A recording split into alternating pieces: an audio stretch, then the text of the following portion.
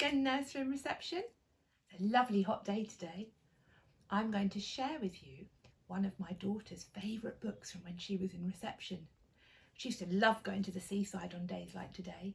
She loved rock pools and collecting shells and rocks and looking at crabs. And this story is all about the seaside. It's a story called Can You Catch a Mermaid by Jane Ray.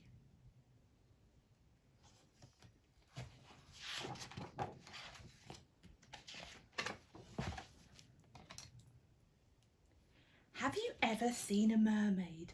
Have you ever seen a shimmering tail and some strands of greeny gold hair turning in the water? Maybe not. But did you know that sometimes, just sometimes, a mermaid can turn her fishy tail into legs and come ashore? As long as she keeps something from her ocean home, she can return to the water. But if she should lose that something, she is trapped on the land forever. This is the story of Eliza, who really did see a mermaid.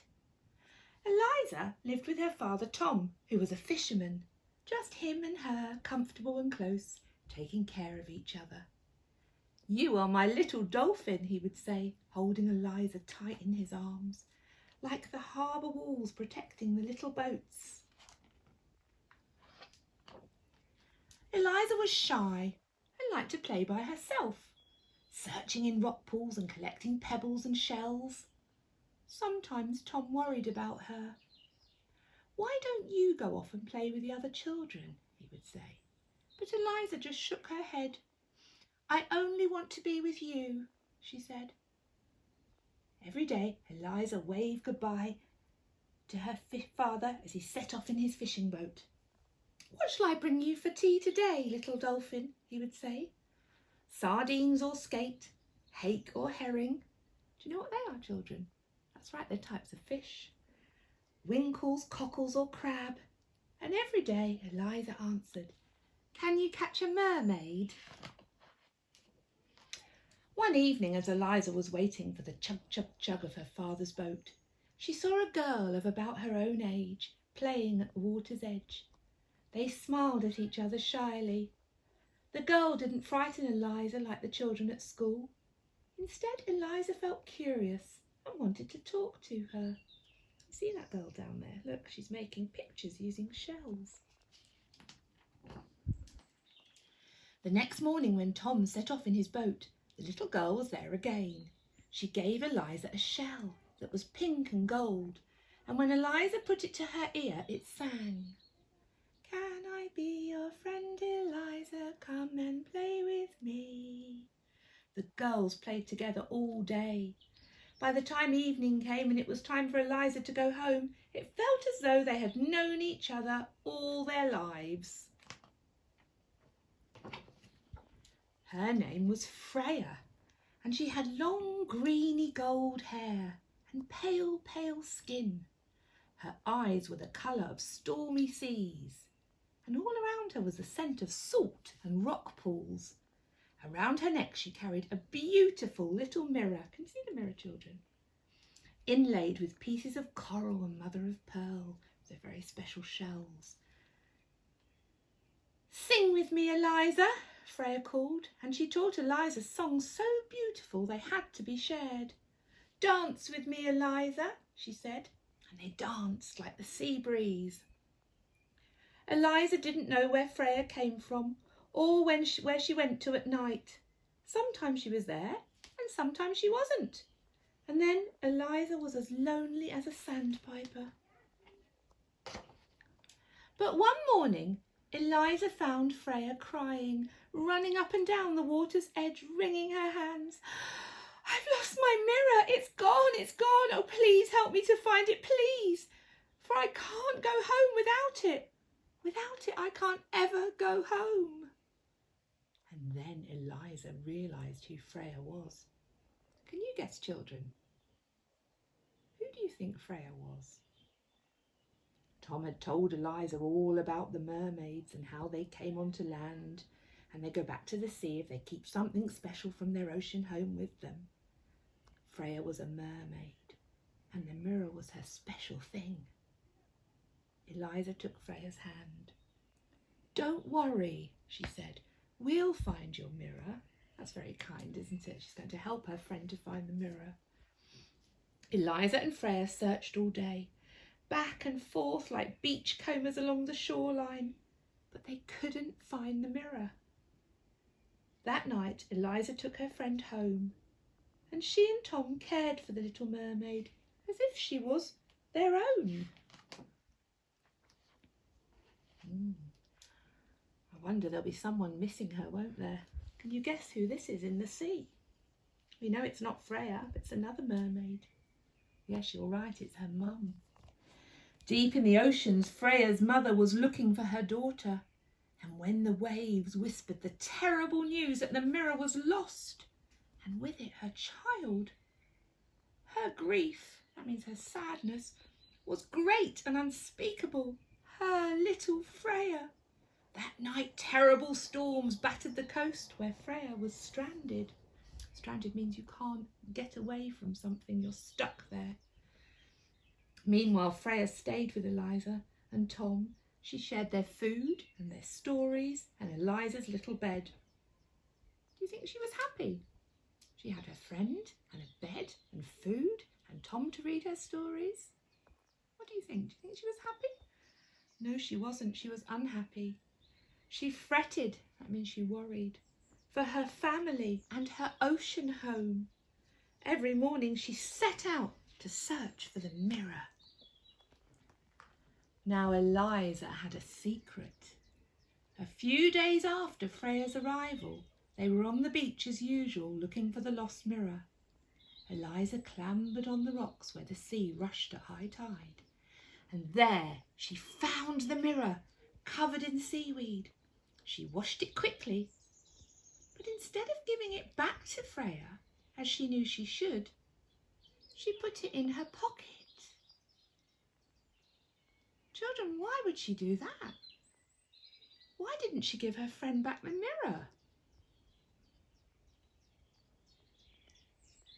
Let's think about it. If she gives Freya back the mirror, what will happen? What will Freya do?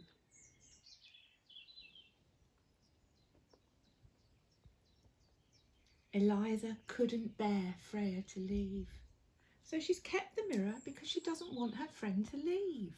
Do you think that's the right thing to do, children? Eliza took the mirror home and hid it in her secret box, and when she was quite alone, she took it out and looked at herself in the watery glass. "I'll give it to Freya tomorrow," she thought. But the days passed, and Eliza kept the mirror secret. So she's hiding the mirror because she wants her friend to stay with her. That's not the right thing to do though, is it, children? The days passed and Freya grew thinner and even paler. She no longer laughed or danced on the sand, but spent her days searching for the lost mirror. The other families began to mutter about Freya. Their catches of fish had become smaller, almost nothing since she had arrived, and now the weather was so dark and stormy, it was dangerous to go out to sea at all. Oh, look, can you see?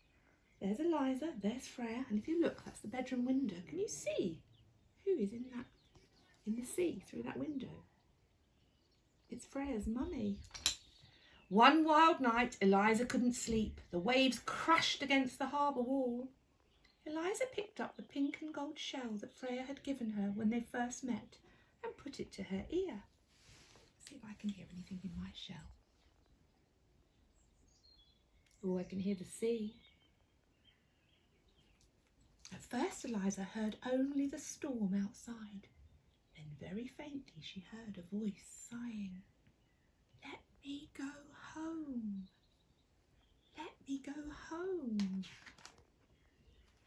Eliza looked at Freya, sleeping restlessly at her side. She knew what she must do, so she's realised what the right thing to do is. She crept to her hiding place and took out the mirror and gently tucked it into Freya's hand. Then she climbed back into bed and fell In the morning the wind had dropped. Pale sunshine spilled into the room. Freya was gone. Tom set sail on a calm sea. Before he left, he held Eliza extra tight.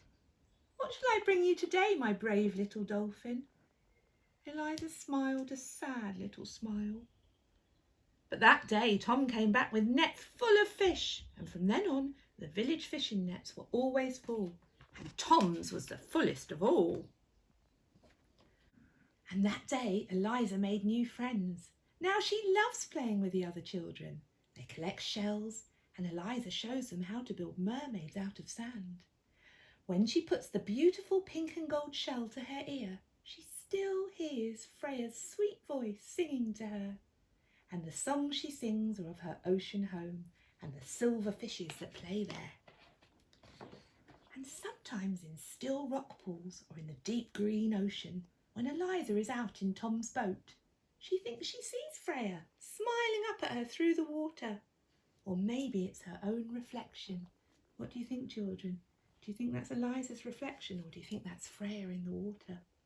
I hope you enjoyed that story. Now that makes me want to paddle my feet in the paddling pool in the garden on such a lovely hot day. And if you haven't got a paddling pool in your garden, it's really fun, isn't it, to play in the bath with your toys? I was thinking I'd quite like to make a little boat. So what I'm going to do is I'm going to go into my bathroom and see if I can find something to make into a boat. But first of all, I was wondering, do you remember the story Flip Flap Mini Beasts, where you did half of one mini beast and half of another mini beast? Maybe you could have a go at drawing a picture of a mermaid or a merboy, half fish and half boy or girl. I'd love to see your pictures. Hi children, I've just filled up my bath with some lovely cold water. It's really nice on a hot day. Now, I've got some objects I thought I'd see first of all whether they float or sink. Floating means they stay at the top of the water, and sinking means they go to the bottom. Obviously I want my boat to float. So the first thing I've got is my gorilla here. He wants to go for a swim because it's a hot day. He's made from hard plastic. I'm going to see, can you swim, gorilla? Let's have a look. Oh dear. No, poor gorilla, he's sunk to the bottom. Right, so I'm going to put you out, gorilla. You need a boat. And then I've got some other objects. I've got an orange. What do you think? Do you think my orange will float or sink? Let's have a look.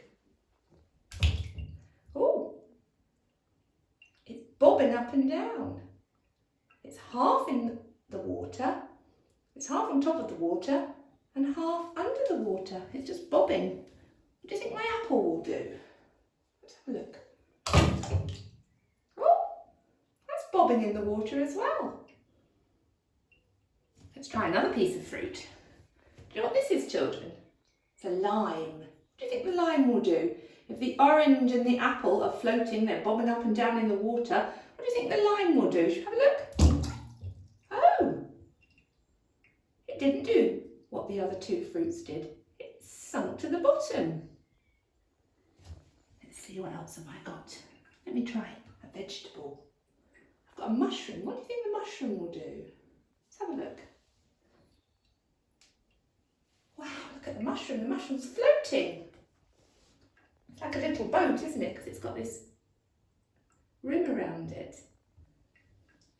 Now I'm going to try a shell. What do you think one of my shells would do? Let's have a look. Oh, straight to the bottom. Sank to the bottom. How about, let me see. I've got a metal spoon. That's got a little curved bit. Do you think my metal spoon will sink or float? Let's have a look. No, straight to the bottom. How about this? I've got the inside of a toilet roll. I wonder if that will float or sink. Let's have a look. Oh, it started to float and look, it's sinking. It's filling up with water inside and it's sinking. You see? Oh, look, and a candle. It was my daughter's birthday the other day and she was 13, so I've got the candle with the 3 on it. think my wax candle will float or sink? What do you think? Do you think wax floats? Let's try. Wow, look, it's floating. My wax candle is floating. Now, how about a stick? Let's have a look. Put my stick in the water. What's my stick doing? Stick's floating. How many things have I got floating? I've got my wax candle, the mushroom's floating, the stick is floating, an apple is floating, the orange is just about floating, and the apples, I've got 1, 2, 3, 4, 5 things floating. I've got 1, 2, 3 things that have sunk, and my cardboard tube, look, it's just gone down, is the 4th thing that sank. Right, what shall I try now? Ooh, I have got Pippi's ball, and it's got a hole through it. It's a rubber ball. It's got a hole right through the middle. Let's see. Ooh. Oh, it's trying hard to float, but because it's got a hole in the middle, it's starting to go down. And now I've got Pippi's tennis ball. Let's have a look. See if that's better. Look, that's much higher on the water. Can you see that's floating beautifully on the water? That hasn't got a hole in it. Now, the last thing here, this was the tub that the mushrooms came in. So let me see how my tub does on the water. Oh, look at that, a perfect boat. Look at how that moves along in the water. It floats beautifully, my plastic tub on the water. And do you know what? That would make a perfect boat for my gorilla. I wonder, will he sink in the boat? Oh wow, look at my gorilla. You're having a nice time there, aren't you? There, you can move along in the water now. You've got your own boat. Well, children, it's time for me to go now. I hope you have lots of fun. Maybe you could try some things in your bathtub or your paddling pool. See how many things float and how many things sink. Can you make a boat for one of your toys? I'd love to see the pictures. Take care. Bye-bye.